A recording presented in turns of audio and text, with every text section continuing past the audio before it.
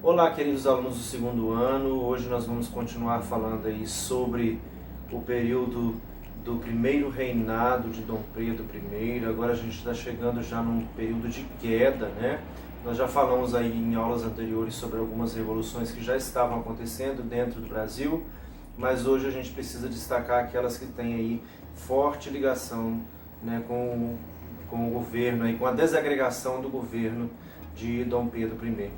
E a gente precisa destacar aí que a gente começa principalmente com o Nordeste. O Nordeste vai ser o ponto-chave para todas essas transformações, tá certo? A gente vai trabalhar aí com o material de vocês a partir da página 50, tá bom? Então fiquem atentos aí, se for preciso faça anotações ou marque no seu livro os pontos mais importantes que serão falados aqui.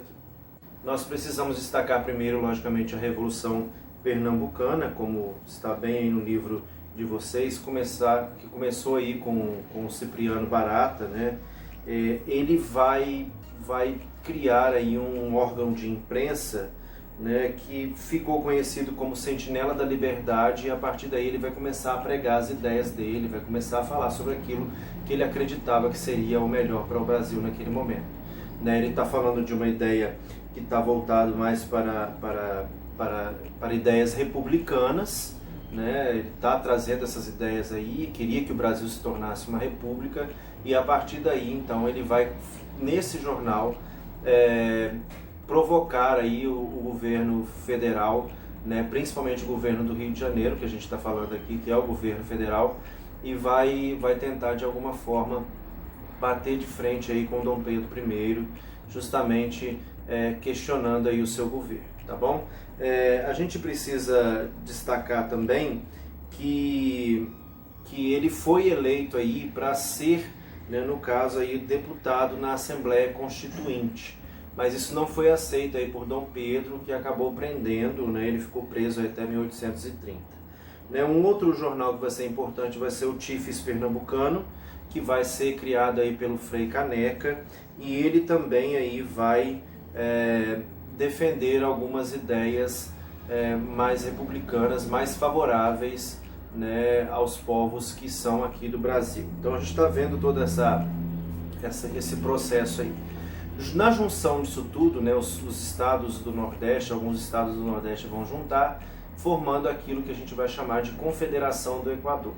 Nessa Confederação do Equador, ela vai acabar, né, chegando aí a essa culminância quando você tem aí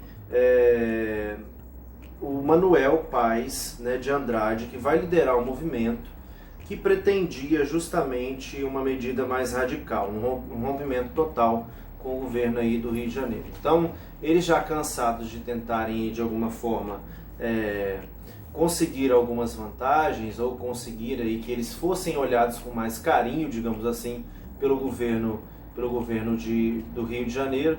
Não conseguindo isso, eles vão acabar então se rebelando, se juntando aí justamente para tentar uma separação, tá bom? Essa confederação foi formada aí no dia 2 de julho de 1824, né?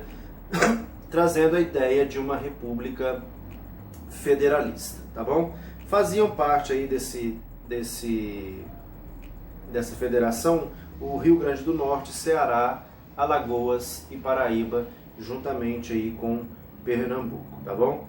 Além disso, eles buscavam, né, esse presidente de província, o Manuel Paes, ele buscava aí um certo apoio também dos Estados Unidos, né, porque ele desejava aí uma interferência cada vez menor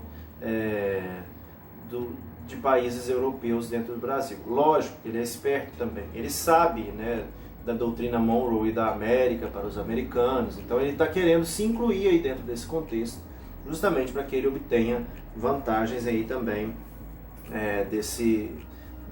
do governo, aliás, do governo dos Estados Unidos. A gente precisa levar em consideração que, logicamente, Dom Pedro I vai se aliar novamente ao Lord Cochrane, né, vai aí conseguir aí fazer empréstimos justamente para que possa, né, lutar contra os confederados, e nessa luta contra os confederados também ele vai ter algumas tropas por terra que vão conseguir aí dominar, né, em novembro de 1824, né, e essas províncias rebeldes vão ser dominadas. A gente precisa destacar que Frei Caneca e Agostinho Bezerra, né, que são dois confederados aí, eles vão acabar sendo condenados, assim como tantos outros, né? Mas no caso deles, a condenação foi de pena de morte, né? No caso do Frei Caneca, que era muito conhecido, né, o próprio nome dele, Frei, né, ele era um frei, então ele era um padre aí dentro da igreja, ele tinha influência, né, e a gente precisa destacar a influência da igreja aqui, como sempre. Então, justamente por causa dele, ele que tinha, né, mais influência, ele acaba sendo fuzilado aí, né, diante da população, tá bom?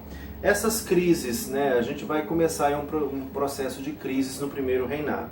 O livro de vocês traz alguns motivos para essa crise, né? Primeiro a gente vai ter uma crise dinástica. Dom João VI vem a óbito em Portugal, né, e aí começa de novo aquele medo de Dom Pedro I ir para Portugal para reinar e, em consequência disso, ele unificar novamente, fazer com que o Brasil se torne aí colônia de Portugal. Dom Pedro, ele, né, justamente para poder não ter problemas com isso, ele acaba abdicando ao trono, passando então para a filha dele, né, que era aí a Maria da Glória. Tá certo? O problema é que Maria da Glória ainda era criança e ela não podia, né, tomar conta desse reino. Então ele vai criar, assim como o pai dele criou aqui no Brasil, ele vai criar a ideia da regência, né? E aí o irmão dele, né, Dom Miguel, vai tomar conta do governo enquanto Dona Maria ainda está em fase de crescimento, até que ela possa então governar Portugal.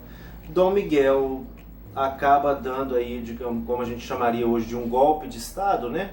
Ele acaba não aceitando muito bem isso aí. Ele não queria, né, se casar aí com a irmã. Ele usurpa o trono, então, e em consequência disso ele não se casa com Maria da Glória. Dom Pedro, não satisfeito já com a dívida que o Brasil tinha, pegou mais empréstimo para poder enfrentar o irmão, tá bom? E levar aí, logicamente, recursos, né, recursos e soldados para poder lutar contra o irmão. Isso aí foi causando uma revolta maior, porque os brasileiros começaram a achar que ele de fato estava mais preocupado com Portugal do que com o Brasil. Ele não tinha interesse nisso daqui. A segunda coisa que o livro traz de vocês é a crise econômica. E quando a gente fala de crise econômica, a gente precisa falar dos empréstimos que o Brasil fez. São vários empréstimos, a gente já falou aqui, né, empréstimos para poder defender seu território, empréstimos para lutar lá na Guerra Cisplatina, as outras revoluções que aconteciam no Brasil, a Revolução Pernambucana, enfim. Foram pegando empréstimo e esses empréstimos precisavam ser pagos. Então isso aí leva o Brasil a um problema de crise. Além disso, você tem uma forte queda no preço do açúcar e do algodão, e o Brasil acaba saindo em desvantagem por causa dos seus concorrentes, e em consequência disso, isso também vai levar, né, a uma crise econômica aí no Brasil, tá bom? O Banco do Brasil, que havia sido criado, era um banco extremamente importante, ele acaba aí acaba falindo, né? E quando ele chega então a esse processo, a gente tem um outro problema, que é o problema da inflação, né? O Brasil está com uma inflação muito alta. Esse conceito de inflação que a gente entende hoje ainda não existia naquela época, essa palavra não existia, mas era justamente aquela ideia de que a gente produzia muito pouco, a gente tinha muita gente para poder comprar esses produtos e, em consequência disso, a gente não conseguia suprir essa necessidade. Os preços ficavam muito altos, né? A população não tinha nem dinheiro para comprar, então tudo era muito difícil. A gente tem aí também uma crise política. Você vai ter o Partido Português de um lado e o Partido Brasileiro, né? Logicamente os portugueses aí defendendo, principalmente os comerciantes portugueses que vieram para cá, e o Partido Brasileiro defendendo, né, os proprietários de terra, né, que eram brasileiros, que haviam nascido aqui. né? A população urbana e o exército aí estavam aí numa crescente rejeição a Dom Pedro I. Além disso, a gente destaca que o exército era formado principalmente por mulatos, ou seja, filhos de portugueses com nativos brasileiros, enfim. Aí a gente já tem um problema, né? Esses meninos, né, esses soldados já não estão muito de acordo, eles estão interessados aí em, logicamente, mudar, né, todo esse pensamento, toda essa ideia aí, tá bom? Por fim, a gente precisa destacar a questão da crise moral. Eu já falei sobre isso com vocês aqui anteriormente, em outras aulas, quando a gente falou de Dom Pedro. Dom Pedro, ele moralmente não era muito certo das ideias, tá bom? Os casos extraconjugais dele vão ficar em evidência, né, e circulando pelas ruas do Rio de Janeiro. A rainha Leopoldina, sabendo disso tudo, sofrendo dentro de casa, pensou em de fato voltar, né, para a Áustria, que é de onde ela tinha vindo. Ela não tinha mais vontade de ficar aqui, dadas as situações em que ela tinha que passar com o marido. Dona Leopoldina virá a óbito, né, em 1826, e Dom Pedro I vai ficar solteiro até 1829, quando ele casa com Dona Amélia aí, tá bom? A vida pessoal aí de Dom Pedro acaba tendo uma projeção pública muito maior.